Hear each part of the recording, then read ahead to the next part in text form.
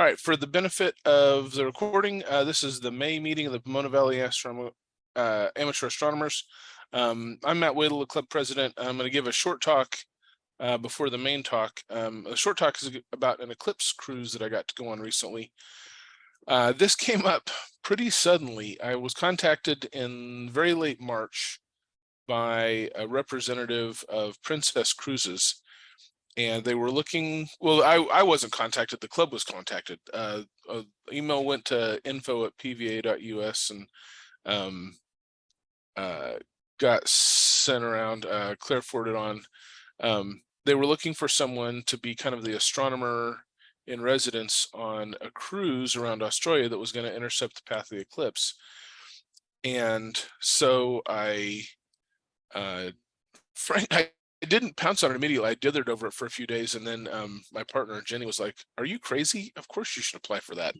So I did, and I did a little Zoom interview, and I got the gig. So that was late March. On April 10th, I flew from LAX to Singapore, which is a little bit over a 17-hour flight, and then I had a 4-hour layover and then a 5-hour flight from Singapore to Perth. So that was a lot of time in the air. And normally I would think a 5-hour flight is long because you can fly all the way across the US in 5 hours. But after a 17-hour flight, man, a 5-hour flight was nothing. I was like, give me 2 or 3 of these things. So this was the course of the cruise. I lost a day crossing the date line. So I landed on the 12th, and then we left from Perth, from Fremantle, actually, the port of Fremantle, on April 13th. We had to miss our stop in Geraldton. This is a thing I drew in my notebook to kind of help me plan the trip. We missed that one because a cyclone had just hit northern Australia and the seas were too high for it to be safe for us to put in at Geraldton. So we got 3 days at sea. Then we put in at Broome. Then we had a sea day. We put in at Curry Bay. We had a sea day. That was the eclipse, April 20th. We put in at Darwin. We had 3 sea days and put in at what I always thought was Cairns, but which the Australians pronounce as Cairns, I found out. We went to Willis Island, which is just a dot in the Pacific. The island is just like 300 meters long, and there's 2 buildings on it. Basically, it's a weather station. It's occupied by a single lonely human being and some seabirds. And so it's like, why are we going to Willis Island?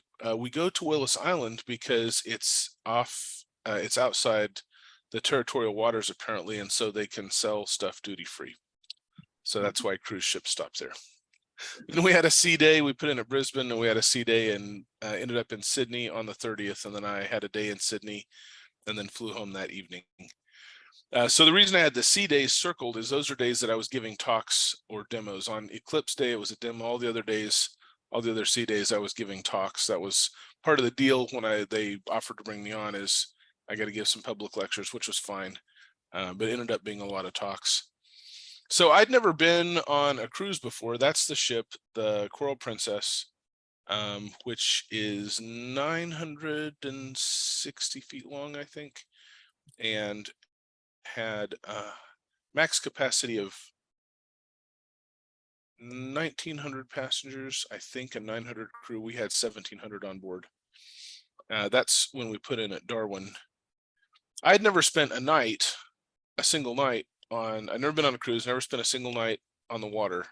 The biggest boat I'd ever been on, I think, was like one of the little, ferries that runs around, like bay tours or whatever. So then I went from that to living on a ship for 17 days, which was quite a jump. And it never got old. And it was really cool to see some of the Indian Ocean, and Perth and Sydney are both at about the same latitude that we are, only south latitude.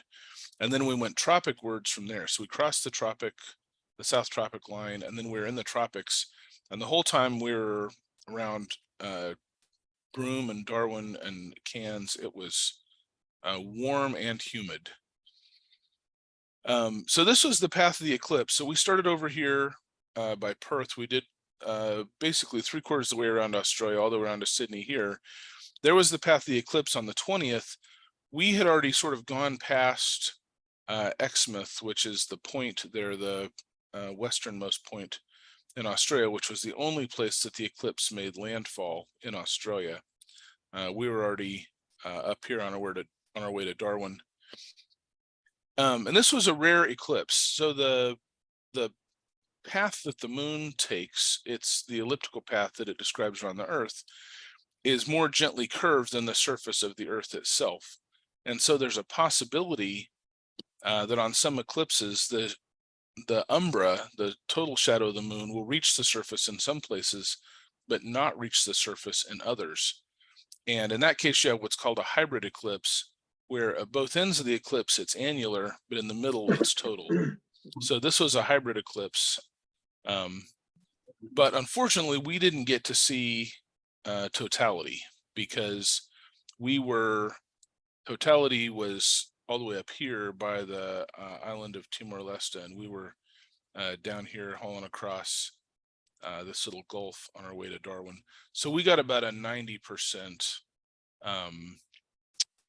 That's the approximate position of the ship at the time of the eclipse. So we got about a 90% occultation, partial eclipse or obscuration. Now, you've already seen this image, but I put this in here to remind myself to tell you a story, which is, I know that when it came up so suddenly, I was like, either they had somebody already lined up for this and something came up and they couldn't do it, or they realized late that this pre-planned cruise was going to intercept the path of the eclipse. And it turned out to be the latter. And one of the things that came up is, just a few days before I was going to leave, I got an email and they said, "Hey, do you know where we could buy 3,000 pairs of eclipse glasses?" And I was like, I can. So I quickly sent them the links for like Thousand Oaks and some other dealers, Celestron and so on. And then the next email was like, "We found a dealer. We're getting the 3,000 pairs of eclipse glasses. Could you bring them with you to Australia? We'll pay the costs associated with the extra bag if there is one." And I was like, all right. I had no idea how big 3,000 pairs of eclipse glasses were. And I wish my biggest regret in all of this is that I forgot to take a picture of what my suitcases looked like with the 2 boxes with the 3,000 pairs of eclipse glasses. But it was a substantial volume, and I did take 2 big suitcases. And then I had loads of space for souvenirs on the way home. So yeah, 3,000 pairs of eclipse glasses. So this was eclipse day. This was up on the Lido deck. This is looking aft. And I was kind of set up over here in this empty space where the band usually sets up. The housekeeping staff got the eclipse glasses distributed to everybody's staterooms the night before, the passengers and the crew alike. And then this is from where I was looking forward, and people were watching the eclipse through the eclipse glasses. They were trying to get pictures of the eclipse through their cameras. There were a handful of people who had really pro level gear, and then most people were just holding their smartphones up to their eclipse glasses and trying to get shots like that. And that seems super hit and miss. Some people, it really, really worked. Some people it didn't. I was the one who never quite got the hang of it. But one of the attendees, Cindy Tochi, she got some great pictures. She was actually shooting through eclipse glasses with her DSLR and got some pretty good pictures. That was about as much of the eclipse as we saw. And it was kind of a bummer not to get to see totality, but like I said to the folks on the ship, 90% of an eclipse is better than no eclipse at all. This is not from this trip. This is from the 2017 eclipse. I got this shot in Nebraska right before totality. A big cloud came over and it knocked down the glare enough that I could get a decent shot of the nearly eclipsed sun through the clouds. And that happened again after max eclipse for us. Cloud came over and I was able to get a half decent shot of my own. But mostly what I did was show people how to do pinhole projection. And I had made a little outline of Australia and picked out 2023 in pinholes and put a pinhole in for each of our stops ashore. And everybody wanted a picture of that. I spent most of the eclipse. The eclipse took 3 hours. I spent most of it just standing there holding that. And if you're wondering why I have all the stuff on the table and everything's taped down, it's because it was incredibly windy. We were facing a headwind and we were making full speed headway into it. So anything that wasn't tied down and some things that were just going flying away. And I had given a talk about the eclipse and what to expect on Eclipse Day. And I said, I want somebody to swipe a cracker from the buffet because we can use it as a pinhole projector. And somebody did. They brought a cracker out there. It might even be in this picture. Yeah, there it is. There's the cracker. So we used the cracker as a pinhole projector.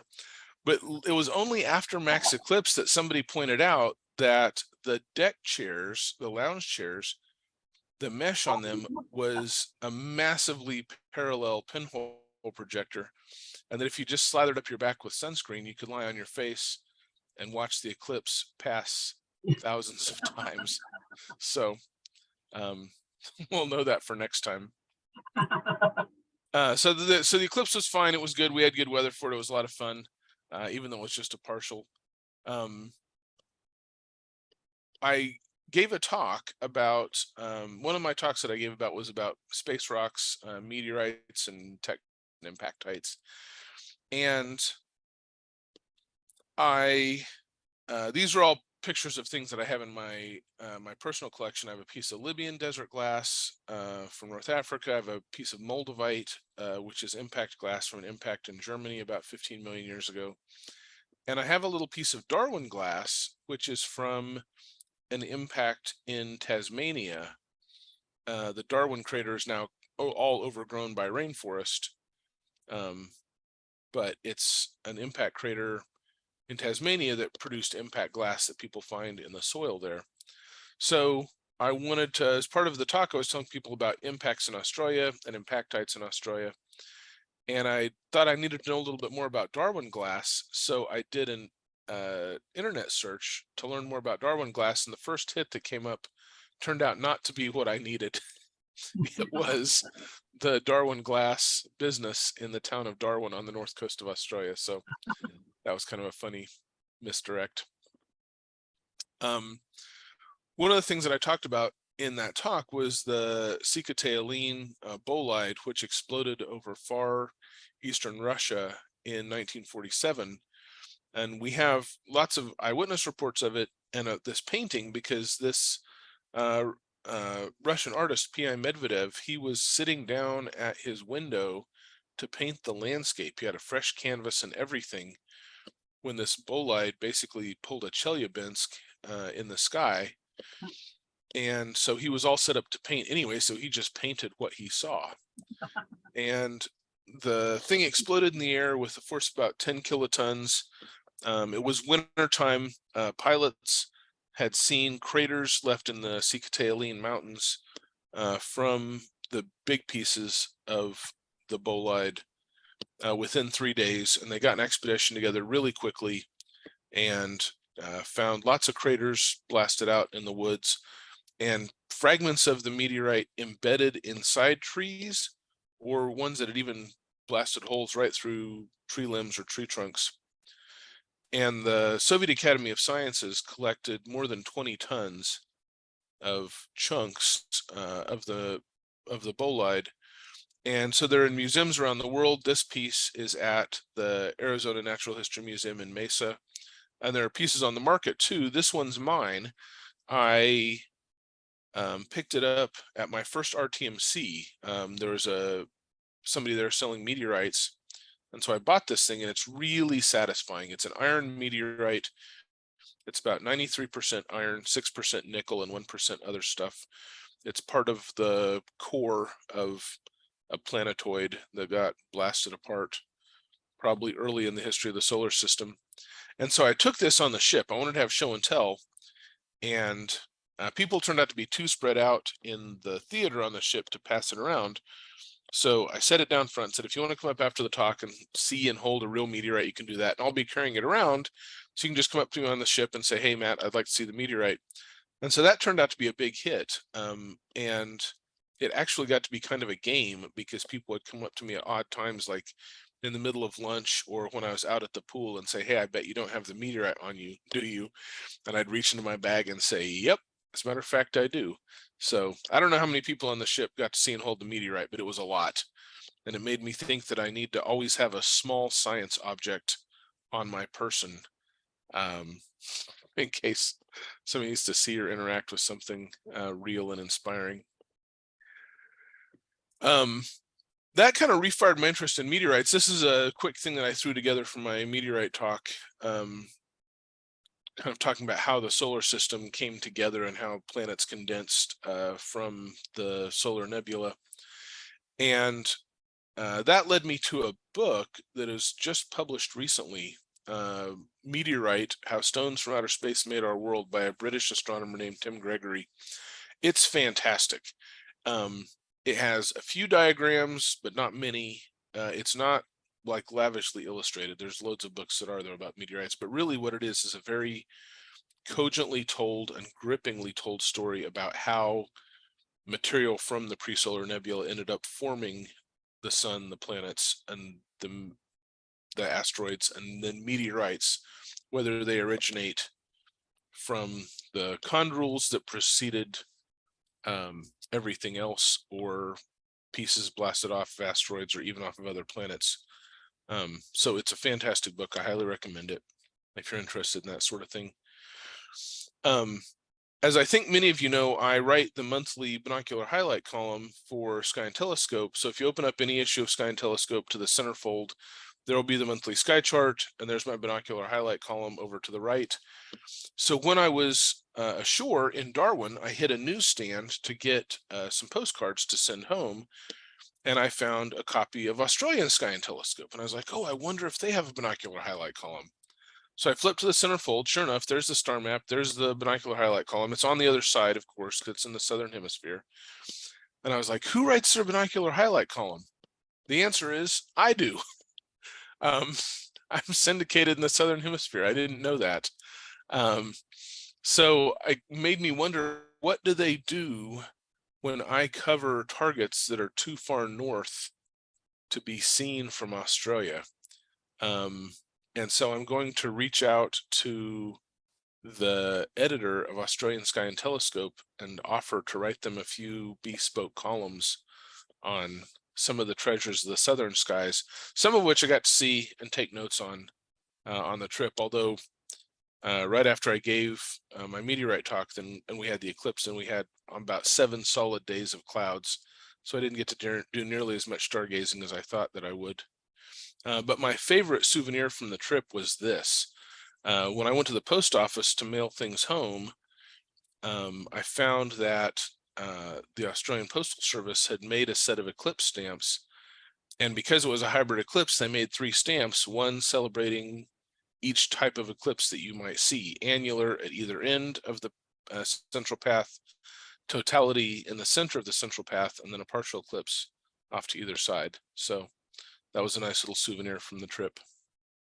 So that was a lot of fun. It was a bucket list thing for me to get to go to Australia at all. And I had a lot of fun, met a lot of cool folks, and learned a lot. Great, Matt. Congratulations. How was the night sky in the southern hemisphere?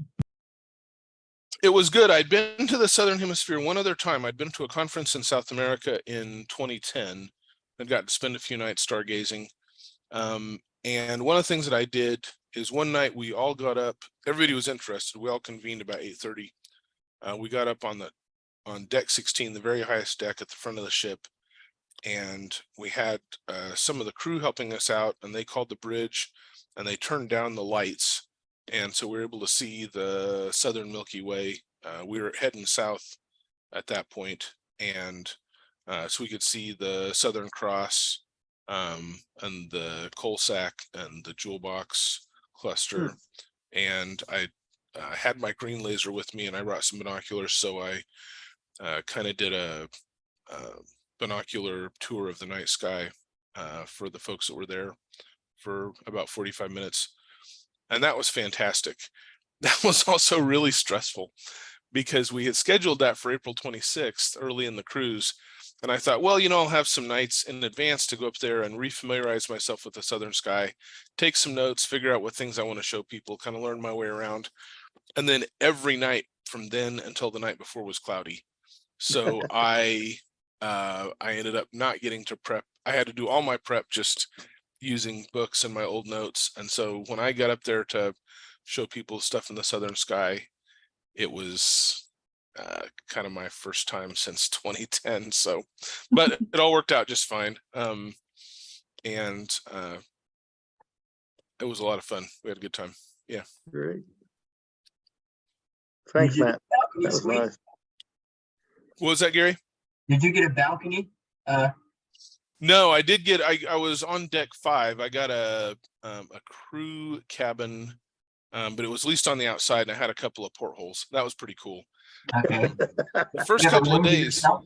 yeah, I did. I had it to myself. The first couple of days while we were hammering through the waves from the cyclone, the ship was rocking and tipping so much that even though I was a couple of decks above the water line, sometimes waves would go over my porthole. So, and I didn't get seasick at all. Actually, at nighttime, it was really pleasant to get rocked to sleep by the ship. But it was a pretty rocky cruise. Like there was, because beforehand we had a board meeting about a week before I left, and Gary and Joe were sharing their experiences being on cruises and talking about, you could forget that that you were in a ship at sea because it felt like a building. This one didn't feel like a building. But Joe gave me the best advice because I said, what kind of telescope do you think I should bring? And he looked at me like I had lobsters crawling out of my ears and said, you're not going to have telescopes going to be doing this. You need to take binoculars. And that was really good advice because I would have burned a lot of my, a lot of the leftover space in my suitcases after the Eclipse glasses. I would have filled up with a telescope and a tripod. And instead I took binoculars and that turned out to be perfect. So yeah, good fun. All right. Thank you all for your attention. Anything else before we take our little break?